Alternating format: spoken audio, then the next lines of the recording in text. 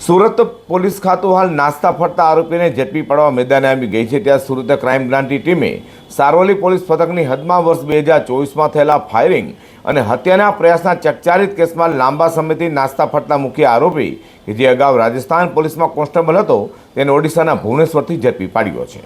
Surat police commissioner Anupamsinh Gehlot અને અધિક police commissioner crime doctor કર્ણરાજ વાઘેલાના માર્ગદર્શન હેઠળ ક્રાઇમ બ્રાન્ચની અલગ અલગ ટીમોએ નાસ્તા ફરતા આરોપીને ઝડપી પાડવા અભિયાન હાથ ધર્યું છે। તો સારોલી પોલીસ સ્ટેશન વિસ્તારમાં નોંધાયેલા વર્ષ 2024ના ફાયરિંગ કેસના આરોપી સુરેશ હરિરામ છાબાની શોધખોળ હાથ ધરાઈ હતી। તપાસ દરમિયાન ક્રાઇમ બ્રાન્ચે જનરલ સ્કોડની ટીમને એવી બાતમી મળી હતી કે આરોપી ઓડિશાના ભુવનેશ્વરમાં છુપાઈને રહેતો હોવાની માહિતી મળી હતી, જેના આધારે ક્રાઇમ બ્રાન્ચની ટીમે તાત્કાલિક ઓડિશા પહોંચી કાર્યવાહી કરતા આરોપી રાજસ્થાની સુરેશ હરિરામ છાબાને દબોચી લીધો હતો। તો ઝડપેલા આરોપી સુરેશ હરિરામ છાબાને એ ફરિયાદી સાથે મહિલા મિત્ર સાથે ફોન પર વાતચીતને થયેલા ઝઘડા બાદ ગુનાહિત કાવતરો રચ્યો હતો અને ત્યારબાદ લાકડા વડે મારામારી અને દેશી તમંચાથી ફાયરિંગ કરી જાનથી મારી નાખવાનો પ્રયાસ કર્યો હતો।